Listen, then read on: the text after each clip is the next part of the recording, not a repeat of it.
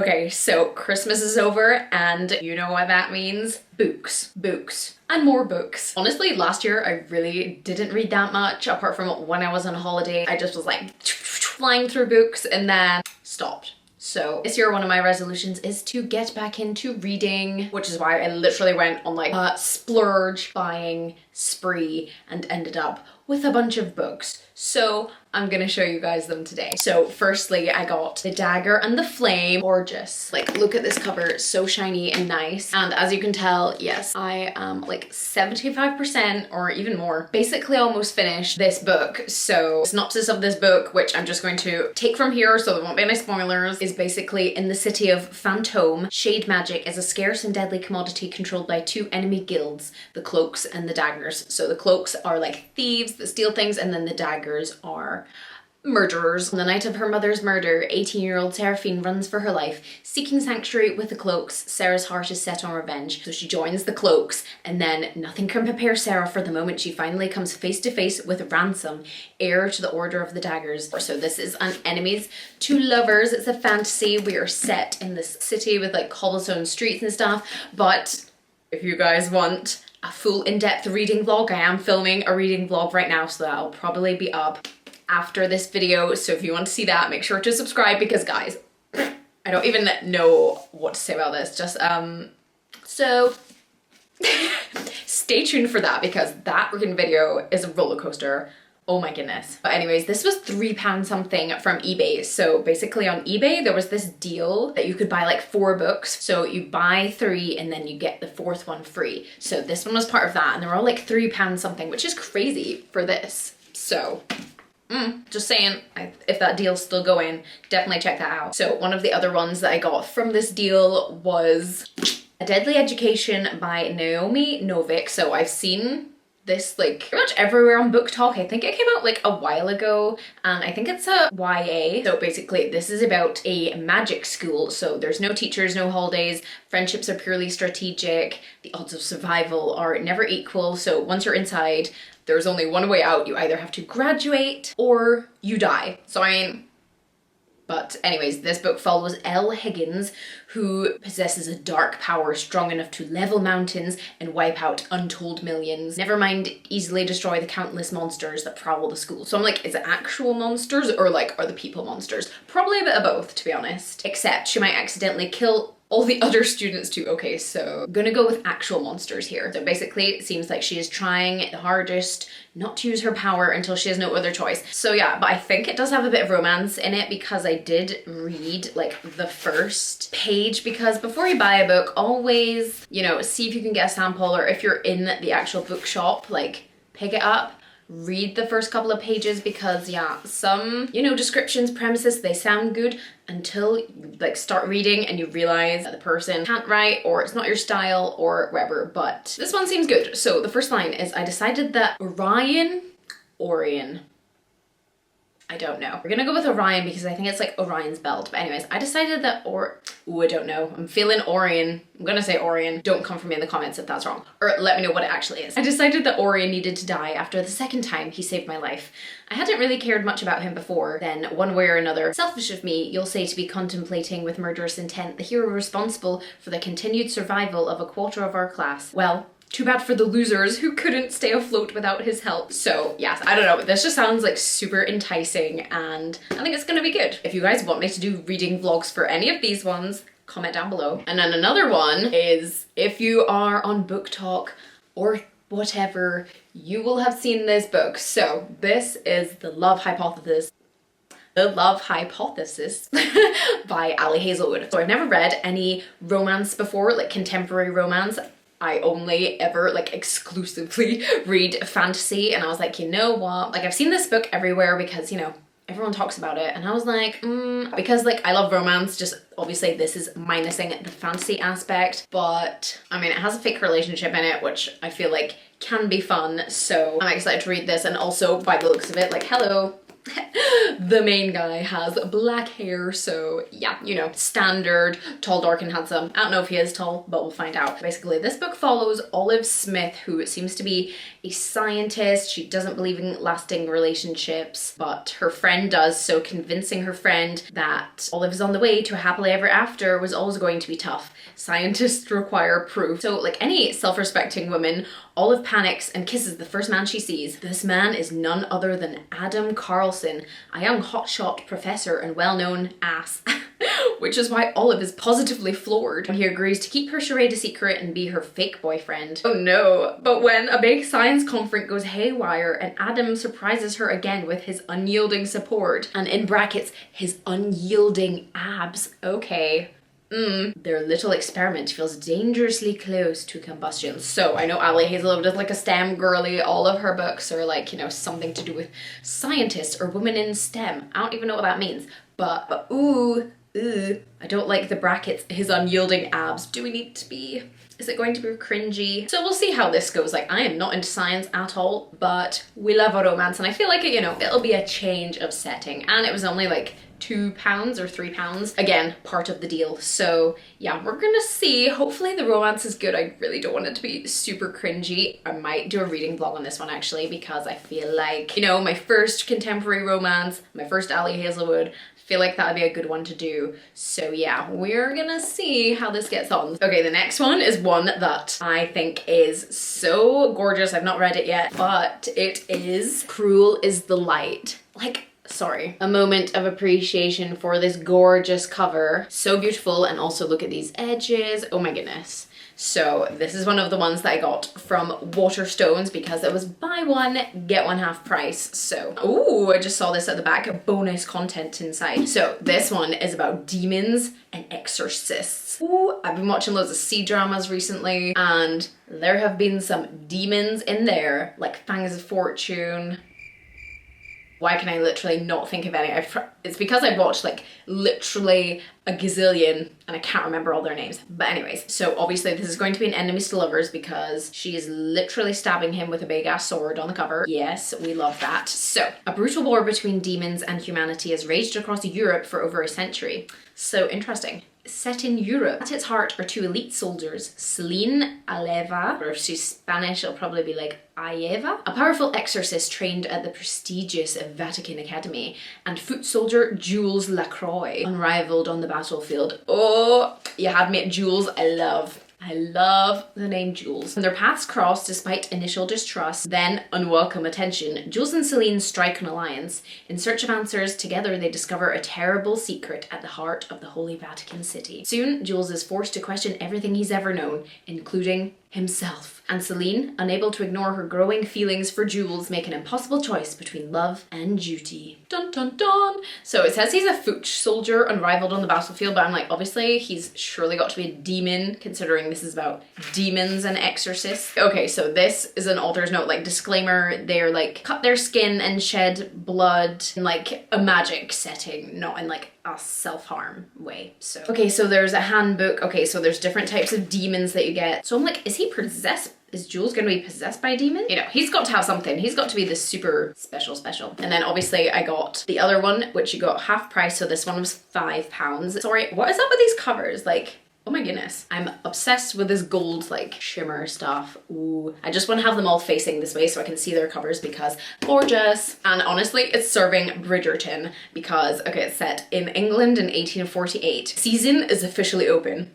Bridgerton! High society girls line up to exchange magical bargains with the immortal Queen Morienne. Lady Ivy Benton's season arrives with a shocking twist. The Queen announces a competition to win the hand of her fae son, Prince Bram. So we literally have like Bridgerton mixed with like fae. Damn. And marrying the prince is a prize that could save Ivy's family from ruin. So, Yet every glittering fae deal has a rotting heart. And amidst lavish balls, vicious competitions, and a dangerous alliance with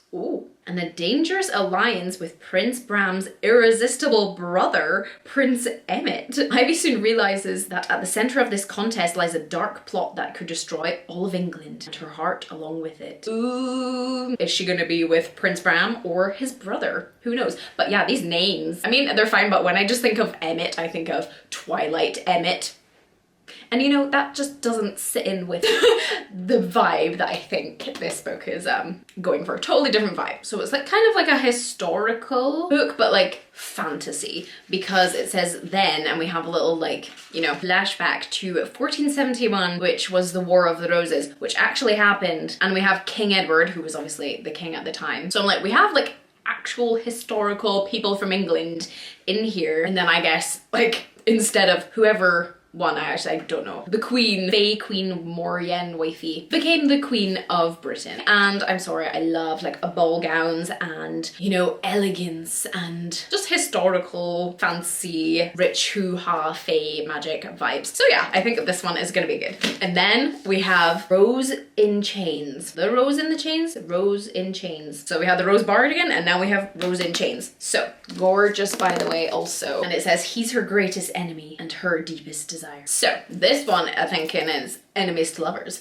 So the war is over, the dark forces have won, and the hero who is supposed to save them is dead. After watching her brother die and her kingdom fall, Princess Bryony Rosewood is captured by the enemy, stripped of her magic, and auctioned off to the highest bidder. This name is literally making me think of Cindy, who has the channel with Cindy. She is like publishing a book right now, and oh my goodness, is it not something like Bryony maybe? This name is just like making me think of her character. I'm sure it's something like that. She's sold to Tovin Hurst?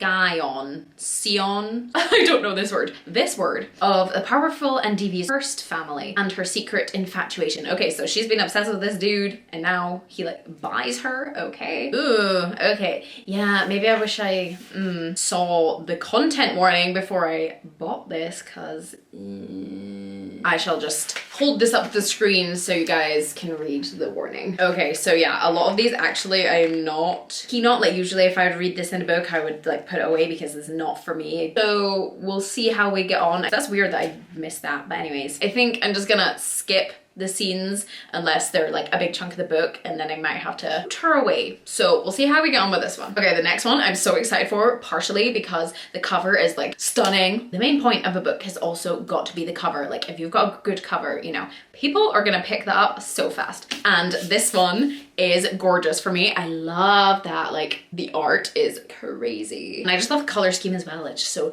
mystical, and ooh, this is like raised.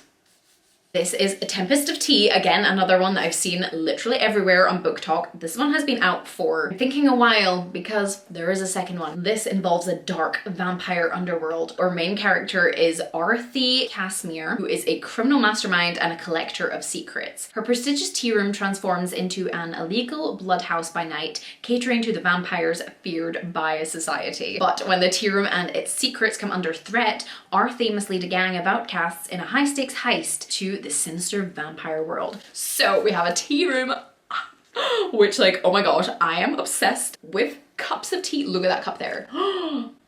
Such an iconic setting. Like that's a good one. Yes, and we have vampires. I freaking love vampires. But even as unexpected romances bloom, Arthur realizes that not everyone in her ragtag crew is on her side, and she soon finds herself in the midst of a conspiracy that will threaten the world as she knows it. Okay, so we have a romance, which I'm all for. Like, give me that romance right now. But I'm like, ooh, I'm not keen on when authors put in like literal plot things in the description. So I'm like, we already know that she's gonna be betrayed by someone in her crew. Wouldn't it be more of a surprise if it happened like organically when you're reading it? Not like, oh, I know someone's shady and then you're just gonna know who it is. But yes, so this book involves a heist, vampires, tea rooms, illegal blood houses, and it seems like it's gonna be, you know, set back in the day. I don't know which day, but some kind of historical period. Ooh, sorry, look at that. So we've got little heist maps here. I just think that's so cool. So yeah, the vibe seems to be like, you know, cobblestones, there's coal, there's like workmen in the street, we've got coffee houses, butchers, betting shops, like slums, and then she has obviously her tea room, which has like snobby patrons. And then on the first page we have someone called Jin. Ooh, his hair fell straight and sharp as a knife, his umbrella as elegant and clean cut as he was, all lean limbs and broad shoulders sauntering down the gaslit peppered streets. Oh, I'm sorry, that description is like But yeah, like I just have to laugh at the word elegant here. I seriously cannot read this word now because I'm watching Spy Family on Netflix, the anime, and there is this professor and he's like obsessed with elegance. Such an elegant! Oh, stop it! So funny, like oh my gosh, this man has ruined the word elegant for me. And then obviously I had to get the second one as well because this was on sale. Oh yes, this is the one I got from Waterstones and it is a signed edition. So there we go. I got her signature there and it was half price. So I think it was originally like $16.99 and I got it for £8.50 or something. Just awesome. I'm not going to open that and read it because I don't know what happens in the first one yet, but we have these two which are just like gorgeous. Look at this cover. Obsessed. So yeah, super excited to read those. And then the next ones I have are like Asian themed. So we have Daughter of the Moon Goddess. So this is like based on a Chinese legend. If you guys have seen, I think it's called Over the Moon, this film on Netflix. This is also about the moon goddess. And this is a hardback and this was £4. So this is about the daughter of the moon goddess. So she has been raised on the moon. Oh my God. What is a moon? What is a freaking moon? I don't know. Raised on the moon, Jingyin. Her name is spelled like this. Was unaware that she was being hidden from the celestial emperor who exiled her mother for stealing the elixir of immortality. But when her magic flares and Jingyin's existence is discovered, she is forced to flee her home, leaving her mother behind. Alone, powerless, and afraid, Jingyin makes her way to the celestial kingdom. In disguise, she trains alongside the emperor's son, mastering archery and magic despite the passion which flames between them. To rescue her mother, she embarks on a quest, confronting legendary creatures and vicious enemies. But when forbidden magic threatens the kingdom, Jingyin must challenge the ruthless emperor, leaving her torn between losing all she loves or plunging the realm into chaos. So it seems to me as if her and the emperor's son are gonna be, you know, falling in love, but then she's like gonna have to like potentially kill his father. So yeah, we're gonna see about that, but honestly not surprising because literally in like every Chinese story the emperors are always like freaking evil. I did find, and I was reading the first couple of pages, quite like info dumpy and a little bit hard to read, but I don't know, maybe I just wasn't in the zone when I was reading a bit. But yeah, I think the style is supposed to be like elegant and like overly descriptive because I've not read Su Lin Tan's work before. So yeah, I think it's hard when you go from reading like someone's work to then going into someone else's work with a completely different style because you're just thrown off, and if it's something you're not used to then it might seem like it's, you know, a bit of a struggle to get through. But we're gonna give this a try because it sounds really good, and of course when you get more into the story it's gonna, you know, pick up and get more interesting because we're gonna have some love. And then I have another Chinese inspired one. This one, so excited for another hardback. And oh, Cassandra Clare has said this one is an electrifying swashbuckling tale. Does it involve pirates then? Swashbuckling? Okay. So this is Foul Lady Fortune by Chloe Gong. Again, I don't think I've read any of her work before, so I am excited, but this is another like historical fantasy thing. So this is set in 1931's Shanghai in China. Okay, so our protagonist's name is Rosalind Lang, and she was brought back from the brink of death 4 years ago, but the experiment that saved her also stopped her from sleeping and aging, so she's kind of like a vampire. How does she stay alive? I guess she doesn't need blood, so maybe not exactly like a vampire, but she can heal from any wound. Now desperate for redemption for her traitorous past, she uses her abilities as an assassin for her country. Codename Fortune. But when the Japanese Imperial Army begins its invasion march, Rosalind's mission pivots.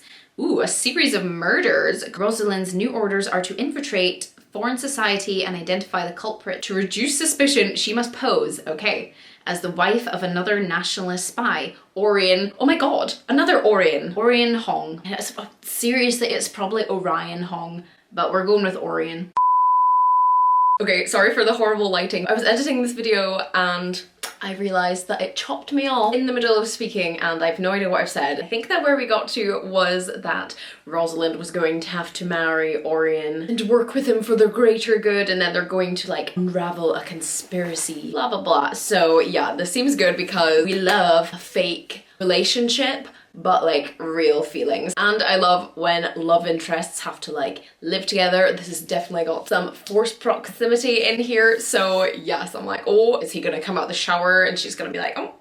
So I'm excited to, you know, learn some more about like back in the day China, and love some espionage. So that is Foul Lady Fortune. And now let's get back to the regular video. This is a Mulan retelling. So I have actually started this. I got to like almost 75% and then I got distracted by something else. I think I kind of went into a reading slump, so I picked up Throne of Glass. I can't remember, but I do need to finish this. Like, it is good. So, you know, we have actually, what was her name? We have Mei Lin, whose father is like a douchebag and has loads of gambling debts. So he plans to sell Mei Lin for her dowry, but then she discovers her husband is a violent, ill-tempered, like, ew, creep. So she's like, absolutely freaking not. So she disguises herself as a boy and enlists in her father's place. And here, like, her commander is Sky, who is one of the princes. And as her kingdom barrels towards destruction, Mei Lin must decide who to trust. Sky, who inspires her loyalty and love, a sea dragon spirit with the power to grant her impossible magic, or an infuriating enemy prince who makes her question everything she once knew. So yeah, if you're a fan of Mulan and you like Chinese inspired things, then yeah, this is one to check out. And then finally, I have A Forgery of Fate by Elizabeth Lim. Also, my gosh, the covers for these are just so pretty. So, gifted art forger Truyen Saigas has the unique ability to paint the future, but when her father is lost at sea, not even magic can heal her family or save her two younger sisters from the dangerous consequences of her mother's gambling debts. Then Elang, a mysterious dragon lord, offers her a deal. In exchange for a fresh start for her mothers and sisters, True must enter a marriage contract and join him in his desolate undersea palace. But once there, True cannot help but find herself inexplicably drawn to Elang, especially as she begins to unravel the secrets behind his curse. Oh, apparently it's inspired by Beauty and the Beast. Okay, didn't know that. So yes, she is going to be with a dragon lord and like painting and stuff. I just think that's so fun. I'm like interested to see how that works. I'm interested to see what like his palace looks like. I love like stuff underground, underwater, like mermaids and stuff. Obviously he's a dragon, so I don't know how that works. Like, are they going to be in a bubble, or will they be, you know, in the sea but they can breathe and walk around and stuff? I don't know how it works. Ooh, although it does have mermaids on the back, like look at that. So yes, a nice underwater setting if you guys are into, you know, underwater things. But yes, that is all of the books that I have got so far in January and that I have yet to read. So hopefully you guys have also seen some ones there that maybe you would like to read. And also if you want me to do a reading vlog for any of these or any ones that I don't have so far, then please comment down below. But yes, also remember to stay tuned for the Dagger and the Flame reading vlog because, yo, so funny. I was editing it the other night and I was freaking dying. So yeah, that is a wild time. So let me know what books you guys are currently reading. So yeah, before you go, make sure to like and subscribe, and I will see you guys for the next video. Bye.